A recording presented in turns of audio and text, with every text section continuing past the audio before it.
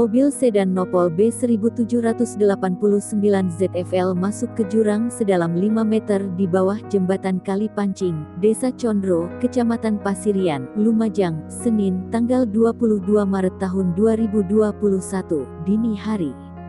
Pengemudi mobil, Muhammad Soleh, 29, tewas dalam kecelakaan ini. Kanit Laka Lantas Polres Lumajang, Ibda Loni Roy mengatakan kecelakaan berawal saat mobil melaju kencang dari arah selatan ke utara. Saat sampai di jalan tikungan, pengemudi tidak bisa menguasai setir sehingga kendaraan oleng ke kiri dan menabrak pembatas jembatan. Soleh tewas di lokasi kecelakaan.